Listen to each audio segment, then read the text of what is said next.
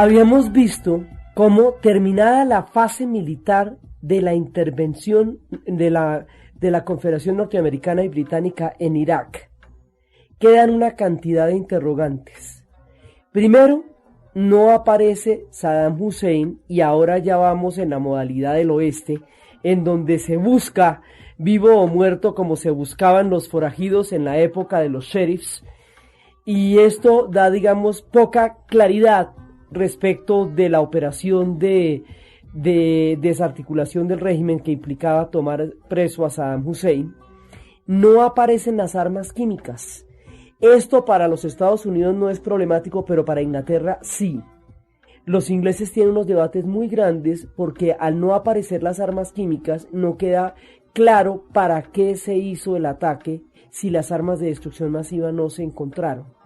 Esto a Inglaterra le ha generado situaciones deficitarias y hay debates respecto a por qué es posible que haya una falta tan grande de recursos para la seguridad social en Inglaterra y sin embargo haya plata para una guerra tan costosa como la guerra de Irak.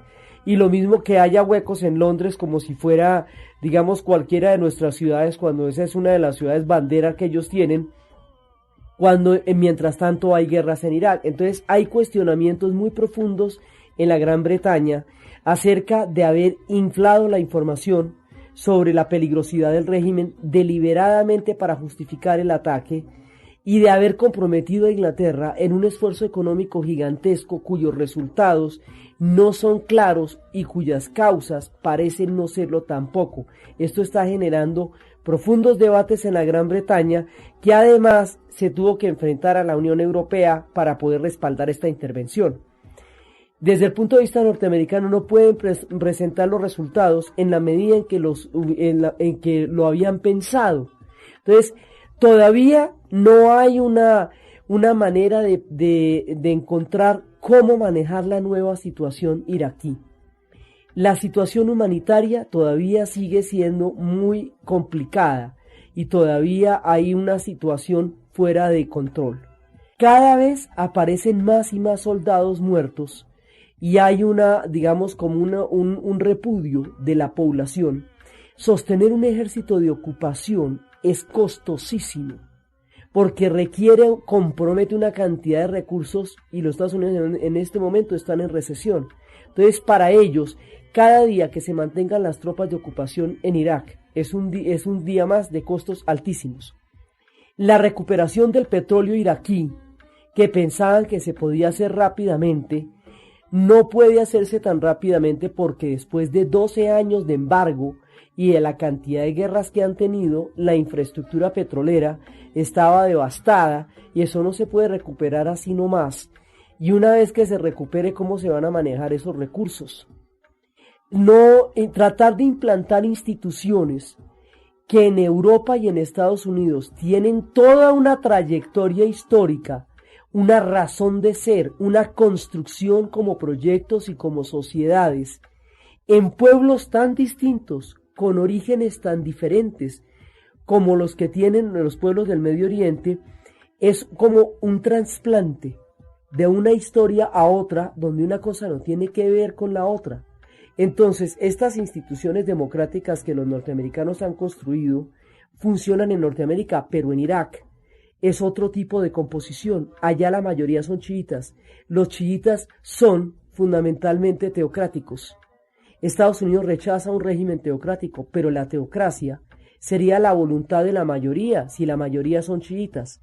Y de ser así, inmediatamente estarían en consonancia con Irán, con Persia, donde es el centro del chiismo mundial. Entonces, en lugar de liberar, digamos, un país para hacerlo proclive a sus intereses, crearían un bloque histórico concreto con los dos países más petroleros que hay, que son Irán y Irak. Entonces, es muy difícil, digamos, la coyuntura. Cada vez queda más complicado porque al no aparecer las armas de destrucción masiva, entonces quedan como si fuera un problema del régimen. Pero si usted puede desarticular un régimen porque no le parece, ese también es un argumento muy complicado. Entonces, en este momento hay muchos interrogantes respecto a la posguerra de Irak, porque no hay ninguna claridad y cada vez la hay menos sobre las causas que la llevaron, sobre los resultados concretos No hay una manera en que el pueblo iraquí, precisamente, habían intentado no tocar esa región porque era la caja de Pandora. Pues ahorita está abierta la caja de Pandora. Ahorita viene el problema del Kurdistán, y el problema del Kurdistán implicaría desmembrar a Turquía o a Siria o a Irak o a todos ellos a la vez para que existiera el Kurdistán. Entonces eso se desató ahorita. El problema de los chiitas los junta con Irán y da un bloque histórico complejo. Entonces aquí estamos ante una caja de Pandora que nadie sabe cómo va a poder llevar, y los norteamericanos no parecen saber controlar porque es completamente distinta su percepción del mundo, y lo que sí está pasando es que cada día empiezan a aparecer más y más soldados muertos. Entonces cuando usted coge la lógica de una ocupación, usted empieza a sospechar de toda la población porque cualquiera puede ser un enemigo, y usted empieza a sentirse atacado por la población, pero usted se supone que es un ejército de liberación que había ido allá para liberarlos, y se siente asediado por ellos. Ese doble carácter de ocupación y liberación, y esa resistencia a través de manifestaciones y a través de emboscadas que parece presentarse diariamente, ponen en una situación muy complicada la presencia de las fuerzas de la ocupación en Irak día tras día. Entonces esto está, digamos, en una situación muy incierta, y no parece haber, digamos, como una salida clara y próxima a esta posguerra iraquí. Ahora, para nosotros estas coyunturas son absolutas, son los noticieros, son las cosas que pasan todos los días, pero para pueblos que tienen 5.000 años de historia, que han visto pasar todas las civilizaciones, esto es una brizna en el tiempo, esto es un pedacito, esto es lo que está pasando en este momento, pero ellos han visto llegar y salir a todo el mundo de allá. Ellos han sido imperio, han visto los imperios, ellos fueron Babilonia y fueron Asiria y fueron Caldea, ellos vieron llegar a los otomanos, quedarse y acabar y irse luego, cuya disolución provocó todos los problemas, vieron llegar a los ingleses, vieron partir a los ingleses, vieron llegar a los franceses, vieron partir a los franceses, ahora volvieron a ver llegar a los ingleses, que otra vez los ingleses están acá. Estos pueblos han traspasado todos los tiempos de la historia. Entonces, lo que está pasando ahorita es muy importante en términos de, digamos, de los resultados que vaya a generar en el futuro, pero es una brizna en la historia inmortal de estos pueblos que han atravesado tantos siglos de civilizaciones. Entonces, ahorita están en una coyuntura delicada, porque la fórmula de lo que pase con Irak es, digamos, como una especie de laboratorio de cómo se van a dar estas nuevas tendencias históricas en un mundo que en este momento se está viendo unipolar. Entonces, ahí, digamos, ellos van como en la cuerda floja porque todavía no hay claridad de nada de lo que está pasando. Además, todavía no ha pasado tiempo suficiente para poder evaluar con más elementos lo que está pasando. Por el momento, la incertidumbre sigue siendo total. El saqueo ha sido una de las cosas más lamentables porque es el patrimonio de toda la humanidad volando por ahí. La UNESCO lo único que pudo hacer fue declarar que el saqueo no puede permitir que ningún museo tenga piezas que vengan de Mesopotamia porque se consideran piezas adquiridas a través de huaquería, por lo menos para proteger de alguna manera, pero es irreparable lo que se perdió en todo el saqueo y en el caos y en el desorden y en la no previsión de la protección del patrimonio cultural y de la protección de la población, sino solamente en la previsión de qué se iba a hacer con los pozos de petróleo una vez que se entrara en el territorio iraquí. El sistema de recompensas deja mucho que desear en términos de los resultados efectivos de una invasión que se hizo en esos términos. Ahora, uno de los resultados que tendría que verse de manera inmediata después de la guerra de Irak es la hoja de ruta. Nosotros habíamos hablado en el programa pasado cómo la hoja de ruta tenía una gran cantidad de dificultades de funcionamiento porque apenas era una agenda de aproximación en medio de un conflicto gravísimo. Sin embargo, a pesar de eso, en el programa pasado, eso no tenía todavía ningún para dónde y ningún para cómo. Resulta que en esta semana la hoja de ruta avanzó de una manera impresionante. En esta semana ya el ejército de Israel desocupó Belén, volvió a entregar, porque ¿qué es lo que pasa? Había una serie de territorios que se habían pactado en los acuerdos de Oslo como parte de la autonomía palestina. Esos territorios fueron reocupados por el ejército israelí a partir del recrudecimiento del conflicto, cuando Ariel Sharon se paró en la explanada de las mezquitas y empezó, digamos, la fase ya más aguda de confrontación. Entonces ahora lo que hicimos fue desocupar Belén. Se entregó la carretera central. La carretera central es la que permite el tráfico de los palestinos dentro y fuera de las zonas ocupadas por Israel, porque es que los palestinos están, digamos, dentro de como una especie de colmenas, pero las carreteras las controla Israel. Entonces, en la medida en que Israel cierre las carreteras, los palestinos quedan atrapados. Entregar la carretera central es indispensable para el libre tránsito de los palestinos. Estos pasos fundamentales, que de suyo parecían muy difíciles de lograr, se han completado en esta.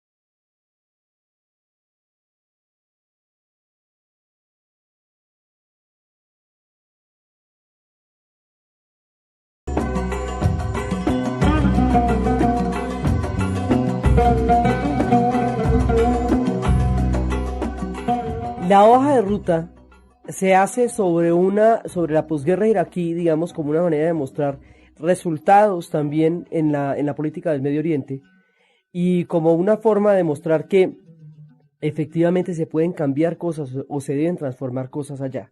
Entonces, bajo una presión enorme, se presenta la aproximación, por lo menos para que se siente.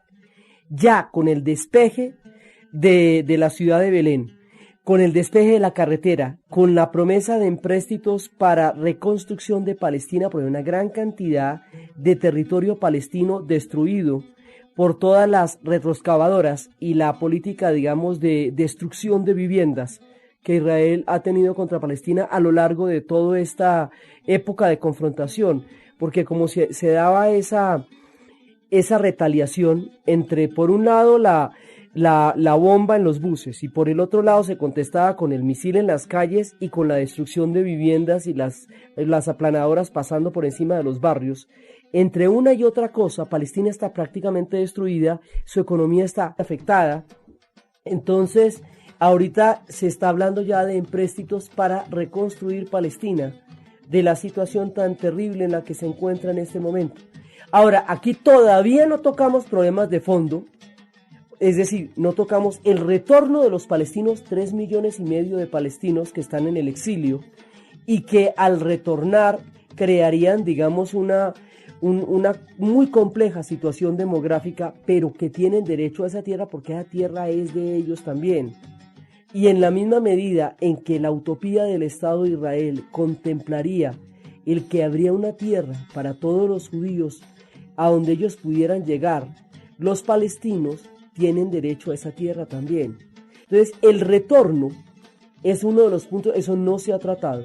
Jerusalén, el otro punto clave, Jerusalén, que los judíos lo tienen como su capital, que los palestinos lo reclaman como la capital de su futuro Estado y que la ONU lo reclama como una ciudad de patrimonio de la humanidad universal, abierta a todos, aún está en cuestionamiento. Digamos, lo grueso es básicamente el retorno y Jerusalén.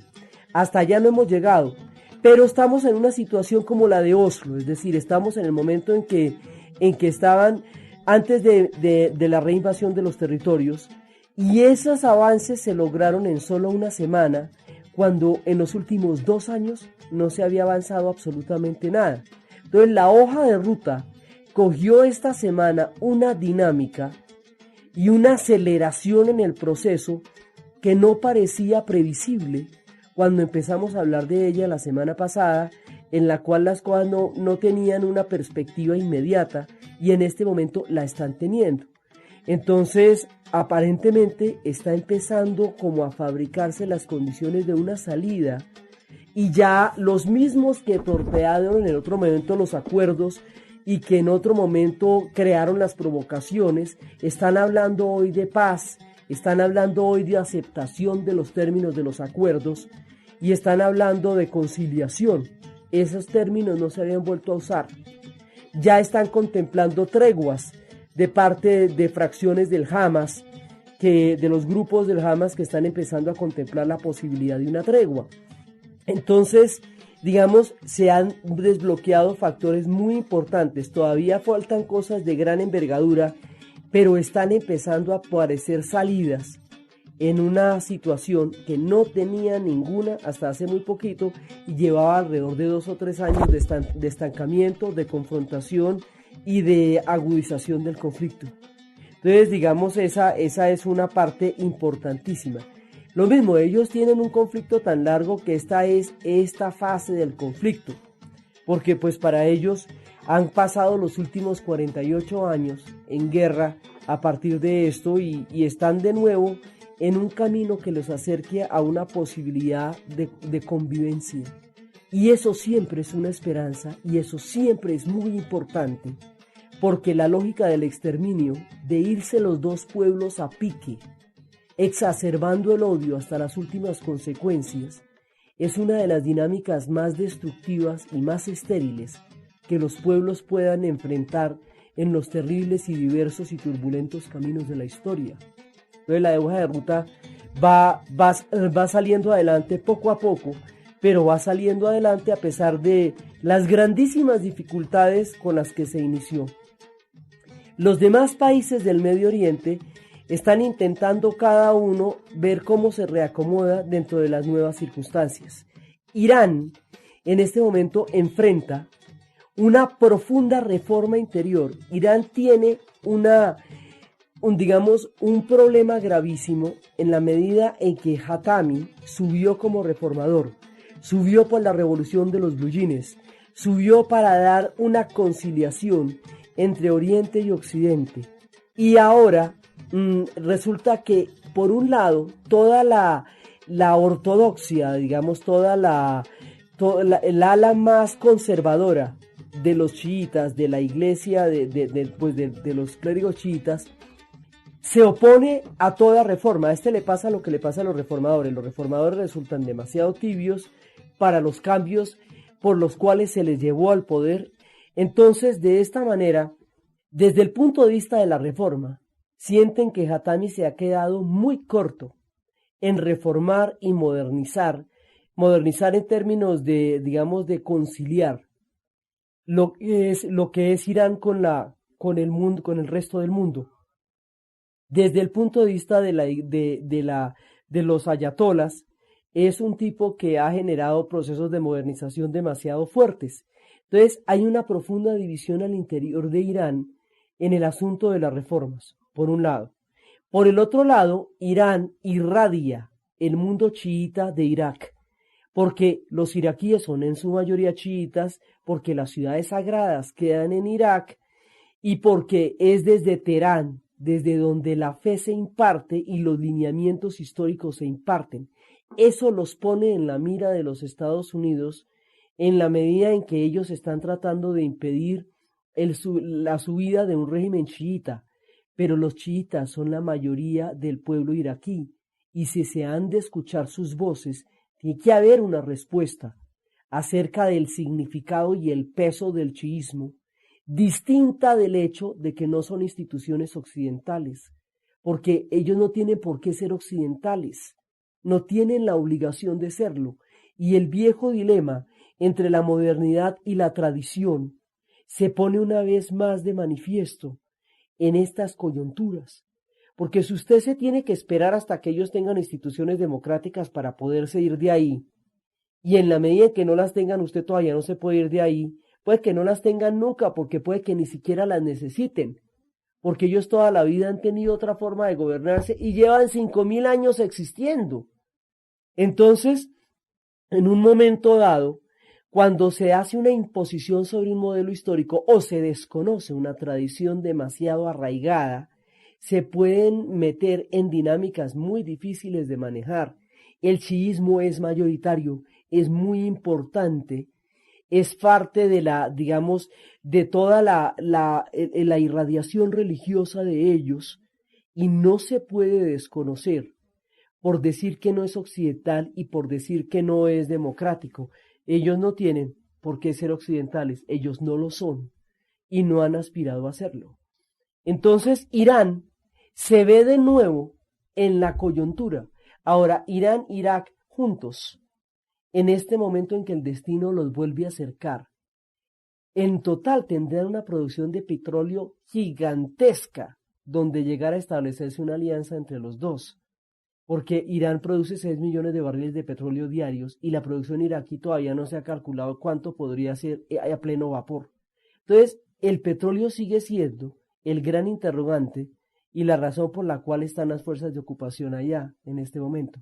Entonces, Irán, dentro de su propia coyuntura de reformas, también está muy pendiente de la situación en Irak porque la afecta directamente, porque en el momento en que la sitúen en la lista del siguiente país a agredir o a invadir, inmediatamente se meterían en un conflicto mucho más grande. Irán no es un país que haya pasado 12 años de embargo, es un país que ha sobrevivido una revolución que logró sobreponerse a todos los cambios históricos, que se fortaleció con el tiempo, que ha tenido su control sobre la producción petrolera. Es un país fuerte, pujante y que de todas maneras tiene todo un peso histórico y político muy grande. Pues digámoslo, ellos son una de las civilizaciones más poderosas, los hemos visto desde los tiempos de Zoroastro, en que ardían los fuegos sagrados que llevan 2500 años prendidos en las cavernas de las rocas en Irán, sin que nadie los prenda, fuegos que arden del centro de la tierra. Los hemos visto con Jerjes y con Darío, los hemos visto con el chiismo, los hemos visto en todas las condiciones históricas, hemos visto una y otra vez cómo los romanos no los derrotaron, cómo ningún pueblo realmente pudo con ellos, cómo cuando se convirtieron al Islam se convirtieron en sus propios términos y crearon su propia visión del Islam, cómo influenciaron el mundo árabe a través de su cultura, cómo a través de los versos de Omar Khayyam y a través de todo su legado de civilización los árabes tomaron de ellos gran parte de lo que constituyó su grandeza. Estos pueblos con esta trayectoria tan supremamente amplia están en este momento enfrentando la coyuntura de qué les va a pasar en la posguerra iraquí. Entonces están listos a ver qué es lo que pasa, alerta a ver cuáles son los giros geopolíticos que se tomen en este momento, porque si les da por invadirlos o por atacarlos o por considerarlos parte de las amenazas de la región, entonces pues ellos tienen que saber de qué se trata eso y cómo es la cosa, porque también si se ponen en el argumento de que al no haber unas instituciones democráticas en Irak son un peligro para la región y que por lo tanto no se pueden ir hasta que no las haya, no parecería que hubiera un final para el tiempo de la ocupación, y el tiempo de la ocupación tiene que definirse en términos muy concretos para que haya una posibilidad de estabilización en la región después de toda la fuerza que se ha roto y que se ha generado a partir de la invasión. Entonces, con este cambio de signo, cada uno de los países del Medio Oriente está viendo a ver cómo se reacomoda dentro de la actual coyuntura y qué va a hacer al respecto. Entonces, cada uno de ellos tiene lo suyo. Líbano está intentando salir adelante y que no se lo traguen los conflictos que le permitan su proceso de reconstrucción. Sigue invadido por Siria, sigue siempre bajo la amenaza del proyecto de la Gran Siria, que pueda en un momento dado atravesarlo, pero tratando de sobrevivir. Ahora que Israel se fue, tratando de sobrevivir como país, desligándose del conflicto entre Palestina e Israel, que tanto daño le hizo durante su guerra civil. Entonces ellos lo que están tratando de hacer es encontrar su propio camino y tratar de que todos los conflictos que en este momento bullen a su alrededor no los salpiquen, para que ellos puedan salir adelante con su cedro, su tradición, su historia milenaria y volver a ser lo que en una época se llamó la perla del Medio Oriente, lo que fue la perla del Mediterráneo, recuperar su industria turística, recuperar ese carácter cosmopolita, ese pasado glorioso, no tan lejano, de un pueblo que fue el crisol de civilizaciones del Mediterráneo oriental. Líbano está buscando esa salida en su historia.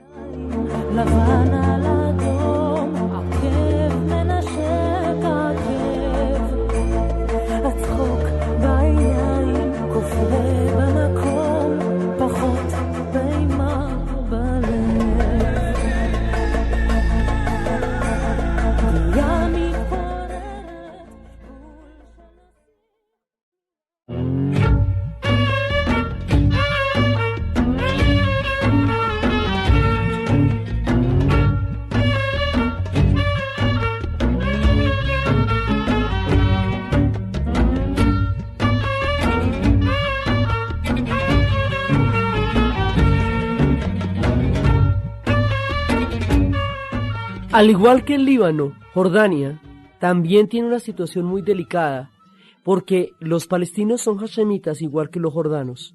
Hay una gran cantidad de población palestina en Jordania, y muchas veces se propone que el Estado palestino se haga en tierras jordanas. Digamos que de una vez se acomoden allá, como si fuera un problema árabe. Resulta que los árabes los han acogido, pero también los han expulsado según los vaivenes de su geopolítica. Entonces, lo que está haciendo Jordania es tratando de subsistir más allá de los conflictos, digamos, como estos conflictos engloban a toda la región, cada uno trata de sobrevivir dentro de su parcelita, a ver si logra una viabilidad dentro de su propio terreno. También Jordania está buscando recuperar el turismo y está buscando reactivar una economía alrededor de todos los tesoros que en ella se encuentran y tratando de desligarse un poco del asunto de lo que esté pasando en ese momento en Palestina, a pesar de que está íntimamente metida, pues porque la margen occidental del río Jordán, Cisjordania, es parte de los territorios que se le quitaron a Jordania en la Guerra de los 6 días. Digamos, aquí hay un montón de países que están ligados al conflicto, pero que también tienen sus propias dinámicas. Egipto ya no puede seguir al margen de todo lo que pasa en la región, porque sigue siendo una pieza clave, y la Franja de Gaza se la quitaron a Egipto en el 67. La Franja de Gaza correspondería a los territorios autónomos de Palestina, lo mismo que la margen occidental del río Jordán llamada Cisjordania, pero Cisjordania formaba parte de Jordania y Gaza formaba parte de Egipto. Y eso de todas maneras eso todavía sigue siendo así, y esos son los territorios de la futura autonomía palestina.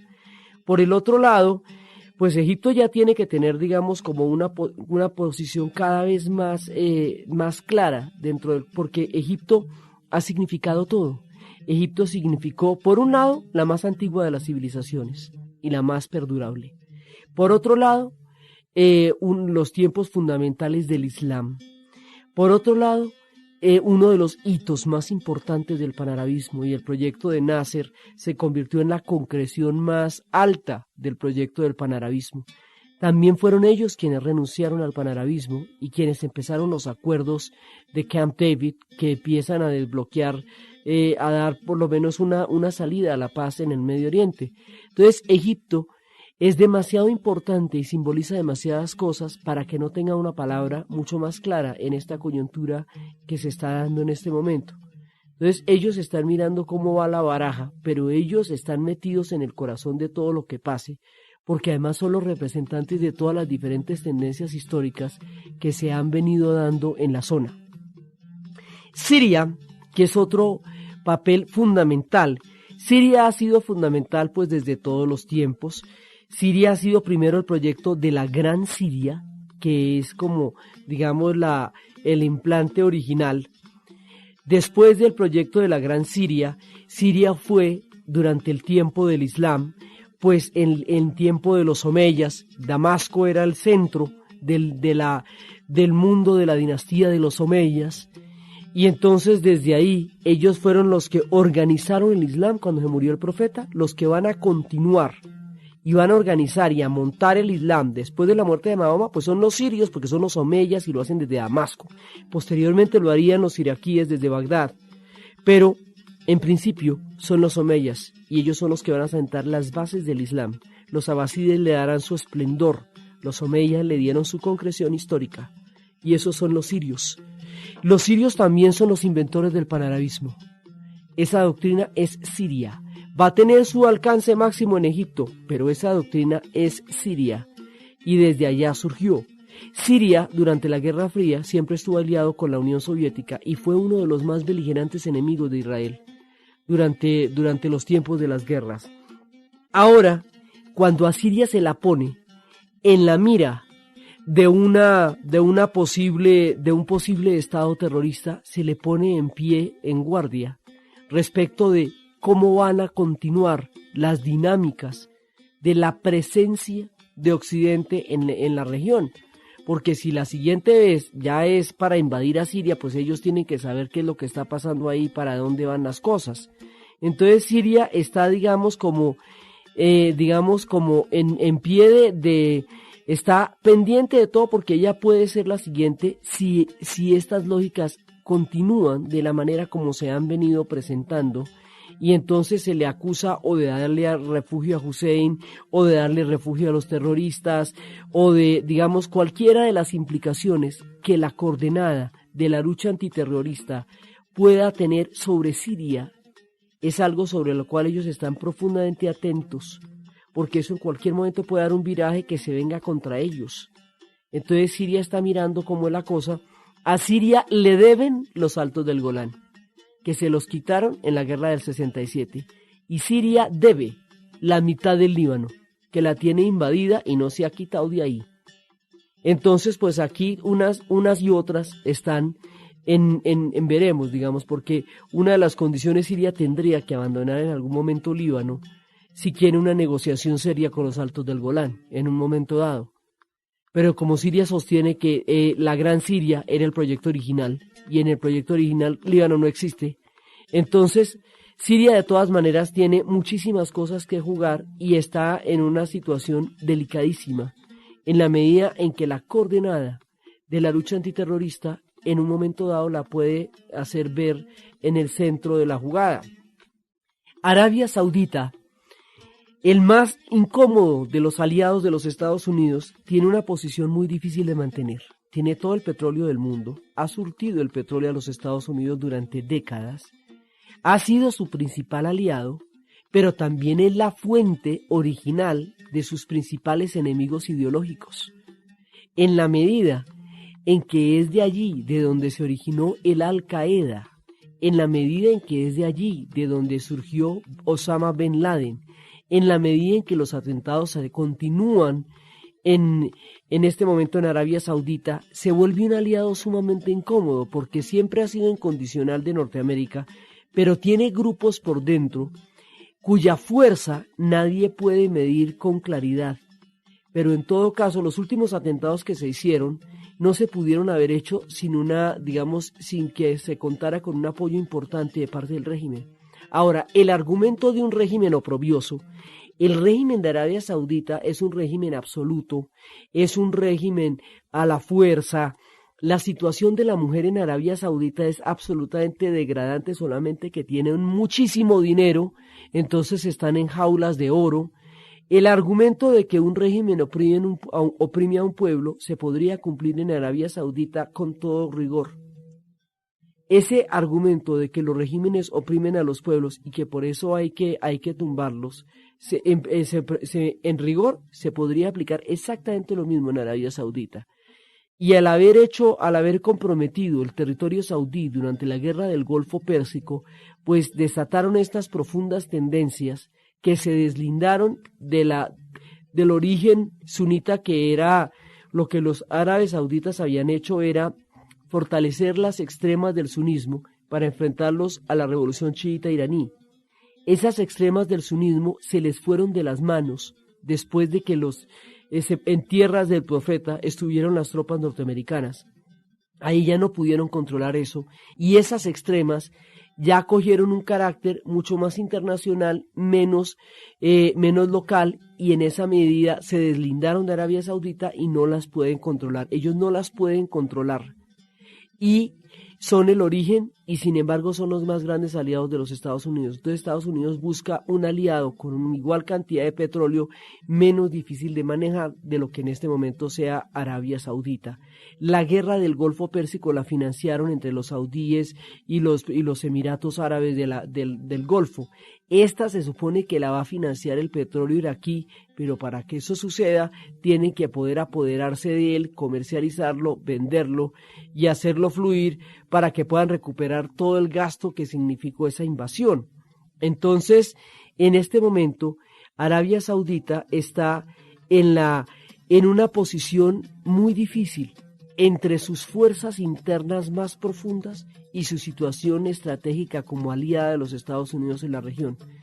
Los demás países del Golfo Pérsico están intentando sobrevivir, los Emiratos, que siempre han estado, digamos, Kuwait se ha logrado proteger sobre la base de la alianza con los Estados Unidos, porque si no, Irak realmente se lo hubiera tragado y no lo hubiera devuelto, y eso es, digamos, una realidad tangible. Y en último término, durante la guerra de Irak, durante la invasión, fue desde el único punto desde donde se podían realmente establecer las tropas, desde Kuwait, porque desde Turquía la situación era muy complicada. Turquía se ve comprometida en este mapa de una manera muy complicada. Turquía, si surge lo del Kurdistán, Turquía queda desmembrada, porque de los 25 millones de kurdos, 15 millones viven en Turquía. Así que para Turquía, el problema del Kurdistán es un asunto de integridad nacional. Para ellos la palabra separatismo está prohibida por constitución. Y para ellos es sumamente complicado el asunto del Kurdistán. Ellos fueron aliados de los Estados Unidos durante la invasión a Irak, y los kurdos también. Y esos no pueden ser aliados los dos al mismo tiempo porque son enemigos entre sí. Aspira a llegar a la Unión Europea.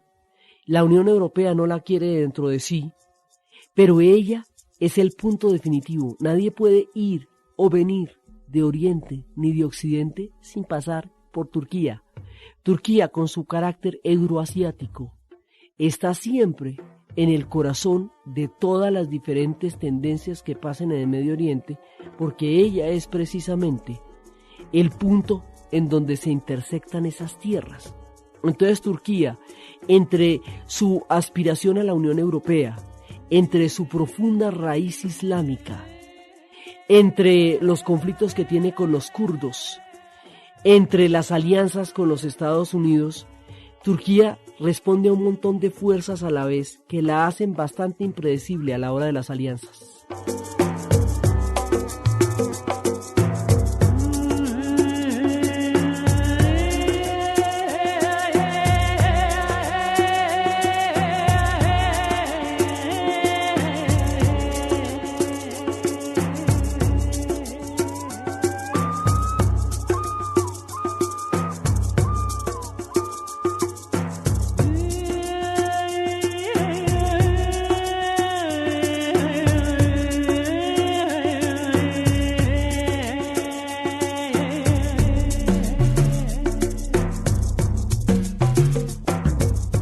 Todos estos pueblos están buscando una salida dentro de las actuales coyunturas. Mientras el petróleo sea la fuente energética de la sociedad industrial, estos pueblos están en la mira de todo orden mundial. Cada orden mundial se estrena en el Medio Oriente. A ellos les ha tocado la premier de todos los órdenes mundiales. A ellos les tocó en premier también la Guerra Fría, a ellos les tocó la caída de la Guerra Fría, que se expresó en la Guerra del Golfo Pérsico. Allá se estrenan todos los órdenes mundiales porque esta es la gente que posee el petróleo. Entonces, mientras eso siga siendo así, mientras no haya una fuente alternativa para poder abastecer la sociedad industrial que no dependa del petróleo, estos pueblos están totalmente involucrados en cualquier cosa que pase. Entonces todos los órdenes mundiales les caen a ellos por encima, les pasan a ellos por encima. Todo se trata del control de los recursos que ellos tienen, que es el gran petróleo, que es el que determina que los pueblos lleguen a la recesión o puedan salir adelante o tengan bonanzas. Todo eso lo determina esa sustancia que ha sido su fortuna y también su maldición, que es la razón por la cual ellos han tenido una boyancia económica gigantesca como no habían conocido en los tiempos modernos, pero a la vez la razón por la cual todas las intervenciones geopolíticas les caen a ellos encima. Eso es lo que hace que los rastreen las potencias, que se los repartan, que los dividan, que los declaren protectorados, que les busquen fórmulas para disfrazar de otras formas y de otras maneras el viejo truco de querer apoderarse de los recursos petroleros que esta gente posee.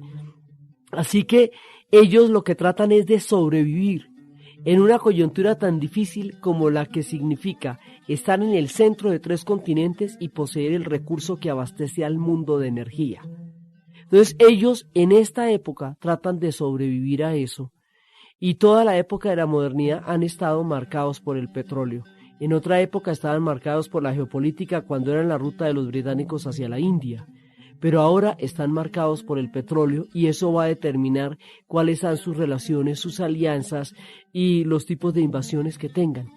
Estos pueblos han sobrevivido a muchas cosas, han visto pasar muchísimas tormentas de arena, han dejado un legado de civilizaciones muy grandes. Es a través de ellos que conocimos el álgebra, los algoritmos, los logaritmos, los trasplantes de córnea, la cámara oscura. Es a través de ellos que conocimos cantidades de secretos de la matemática y de la arquitectura. Es a través de ellos que conocimos la poesía y las historias de las 1001 noches. Es a través de ellos que hemos conocido un gran bagaje, las universidades, de lo que Occidente considera hoy tesoros de su propia cultura, pero que son del origen de estos pueblos. Estos pueblos han aportado a las civilizaciones un legado impresionante desde Asiria, desde Caldea, desde Sumeria, desde la escritura cuneiforme, desde los tesoros de los tiempos en que florecieron los jardines colgantes de Babilonia, desde los tiempos del antiguo Egipto, desde los tiempos de Canaán, de Mesopotamia. Estos pueblos han dejado un legado gigantesco. La cultura judía por sí misma basa la mitad del mundo occidental.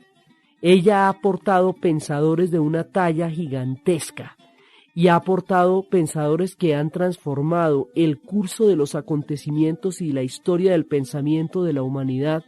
Viene en una parte importantísima de la cultura judaica y de la tradición judaica y de los filósofos que ellos tuvieron como Maimónides y toda la manera como ellos han irradiado a lo largo de los tiempos un bagaje de conocimiento, de cultura y de civilización altísimo.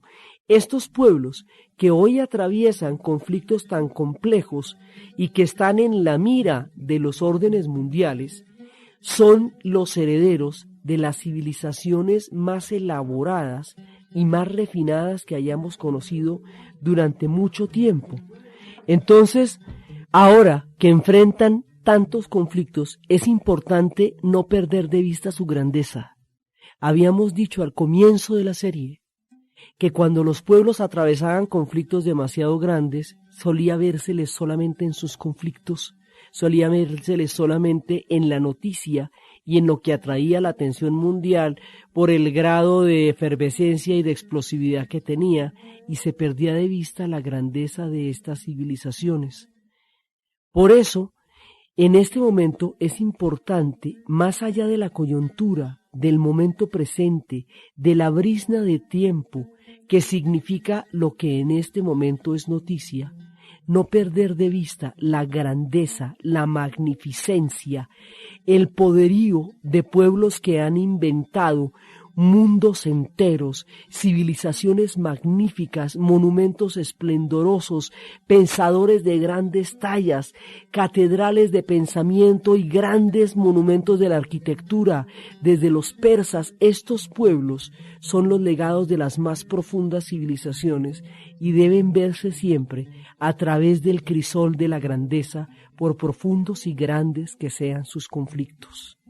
Entonces, así, de esta manera, mirándolos en lo profundo de sus civilizaciones, sobre los crisoles de la eternidad de los tiempos, sobre los 5000 años que hace que habitan la tierra, nos despedimos de la historia del Medio Oriente, dejando el legado desde los jardines colgantes, desde Nínive, desde Babilonia, desde Asur, desde Egipto, desde Canaán, desde los cerros del Líbano, desde la grandeza de estos pueblos sagrados cuyas religiones han irradiado el planeta entero. Nos despedimos de ellos con toda magnificencia, esperando para su futuro tiempos mejores de los que han vivido en los tiempos hasta ahora pasados, y esperando para ellos que su grandeza siempre, siempre se preserve. Entonces, desde las arenas del desierto y desde la inmortalidad de estos pueblos que han visto los soles del comienzo y del fin de todos los tiempos,